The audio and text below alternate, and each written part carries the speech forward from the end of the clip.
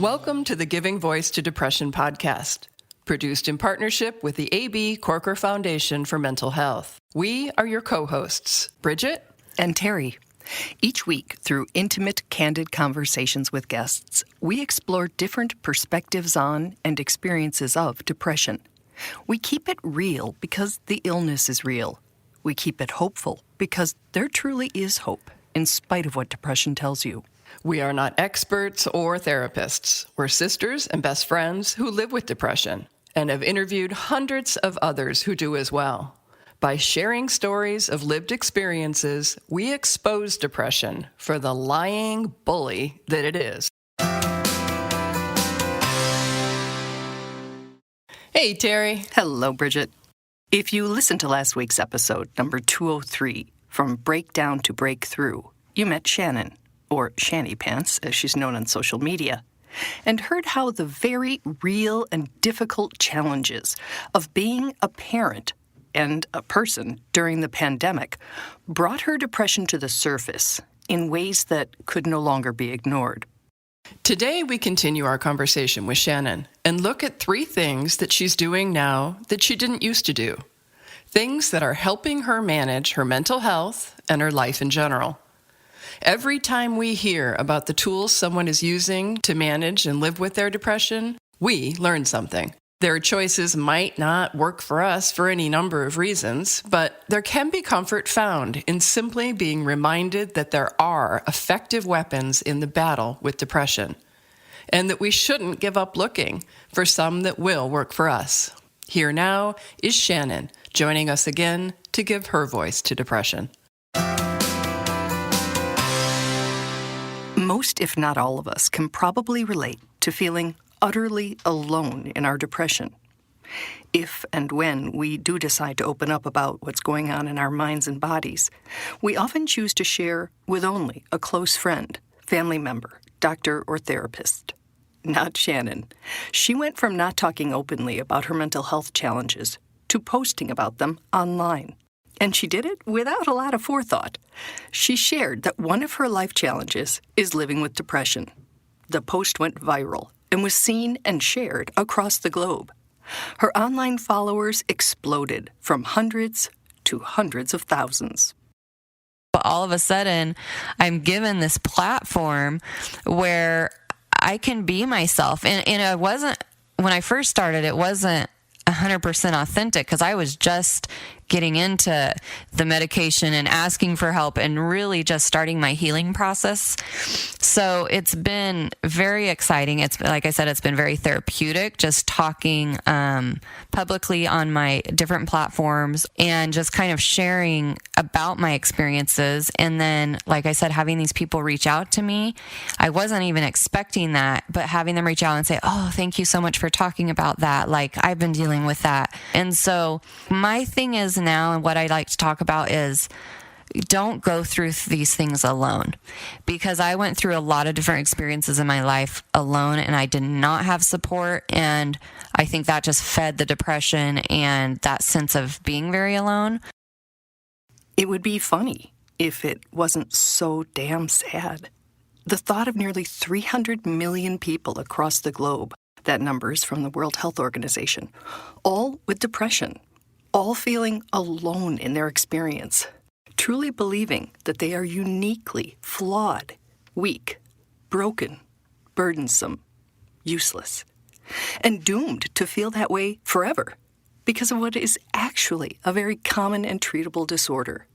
Such is the nature of stigma, a word that can feel academic and sterile, but is in fact very personal and painful when it causes us to isolate instead of reach out and say, I am in a really dark place and could use some support. And that has helped to be able to talk about things like depression and put it out there. It's not a secret, it's okay. And it feels good to talk about it. And that's where I'm at now. It's like, it's healing to talk about it. And as a normal thing, like, you're not the only person that feels this way. You're not the only person that feels that way, Shannon says. And not everyone feels this way. And that was a big realization for me, because I just assumed, like, everyone feels the same as I feel. I just need to buck up and get tough and deal with it. And now realizing like, okay, not everyone does feel this way. This is something that I need to handle and deal with and not pretend like it's nothing, because it definitely is. It definitely is. And even while not everyone feels it because they may not have depression, even those of us who do feel it so differently. And our own episodes, if that's the word, can be so different from one another, right? There are the ones that you can sort of dust it off and, keep it at a simmer so that you can do at least some of the things that you have to do. And then there are times you're just like, yeah, no. Yeah, definitely. Yeah. Definitely. And that shift in perspective, that acceptance of depression as not nothing, led Shannon to the first of the 3 things she's now doing to better manage her mental health. For me, one of the biggest things that has helped is asking for help and accepting help, because I've never been that type of person. I'll do it all myself, and then I take on too much and it stresses me out, and then anxiety and the depression. So the last 2 years, that's been my thing. And in this past year, dealing with some health stuff, I've had to accept help. And, it's been very humbling. It's been a really good experience for me to realize like, that's okay. If I need someone to take my kids to school or whatever it might be, that's okay. It's okay to ask for help. The fear of being a burden can stop us from reaching out. Shannon says, reach out anyway. Don't be afraid to ask for help, because, and I don't know if everyone feels exactly like me, but that was really, really hard for me to do. And the experience that I've of growing over the past couple of years, just opening myself up again, like reaching out to my doctor, friends, is mind-blowing. So it's like, okay, yeah, I should have done that 40 years ago, but whatever. So it's ask for help, ask for help, even if it's hard, because it's worth it. And there's people out there that care. I think it's very easy to get in the mindset of no one cares, everyone has their own issues, and it's very easy to go there. So to just know, like, people really do care, people do want to help, and just putting yourself out there. It's hard because it's a vulnerable thing to do, but ask for help. Ask for help. It's very important. Yeah, it is. Especially when depression convinces you either that you don't deserve it, that nobody actually cares enough about you to offer it. And a lot of people actually have that experience where people are like, oh my God, again, it's a tough one. It is. It's so hard. And it is like finding your people. While it may sound like Shannon's making that sound easy, she freely admits that she had to reach a breakdown point before she finally did it. Interestingly, during that really, really hard and vulnerable time, when Shannon was forced to remove her I'm fine mask, she was not shunned as some needy burden. She was embraced and ended up finding her people and making some of the deepest friendships she's ever had. It's good to have like these really close friends that I have now that will reach out to me and say, hey, you seemed a little off when you were picking so-and-so up today. How are you doing today? Want to go for a walk, and just getting me out of that isolation, having friends that are aware of, what my hints are kind of to where I'm going there, and they can kind of help pull me out. And it's not just friends who help pull her out. Since she started being more honest about her struggles, her husband has become more of a support as well. I never used to be even open with him with how I was feeling. And again, I was just like the perfect wife, the tough woman that can handle anything. And I, even with him, would never want to appear weak. Like, I can do everything. And so even with him now, it's great because he'll know just by how I'm acting, or I'm better about, like, I'll text him and say, hey, I'm having a really rough day. Can you get home a little early and get the kids out of the house? I need more alone time. I can't handle it. And just asking, and he's happy to help, but it's been a process. I have never, and really 2 years is not very much time to, for me, I feel like now I'm 41, but to have started that healing process of of asking for help with all the things. So it's been a journey, but it's very exciting to me. Very exciting to be in a healthier place because I haven't been for so many years. Shannon's journey also involves a shift in how she sees therapy. Before COVID, she scheduled appointments on more of an emergency basis, when she was, in her words, falling apart over something. Now I'm to the place, financially, which I was not always there, where I can go more often, which to me is just such a blessing. So she's like amazing and knows my entire story. So that's been huge. At her suggestion, Shannon recently tried a different form of therapy called EMDR, or Eye Movement Desensitization and Reprocessing. We're not even going to try to describe it in any detail at the time we have, but there is a lot of information available online, of course, if you're curious, or you can always talk to a professional about it. But essentially, EMDR is used to heal the mind from psychological trauma, much as the body recovers from physical trauma. We spoke 2 days after Shannon's first session, and she was excited and filled with hope. And so I'm like, I'm going to try it, but I don't think it will work. And I was completely blown away. With her therapist, Shannon selected the specific traumatic experience she wanted to process and heal from. The therapist asked her for a word to describe how she felt about herself during that experience. And my word was stupid. I felt stupid, like an idiot in my mind. Like, that's how I picture myself in this experience. And with that, they began. And the whole thing with the EMDR is your eye movement. And my understanding of it is it kind of puts you in that REM sleep phase where you're processing, your brain is processing. And it's not like you're in hypnosis or a trance or anything like that. You're awake. And she just said, what does your body feel like? What are you thinking? What images are you having? If there's any sensations, anything like that. It was crazy.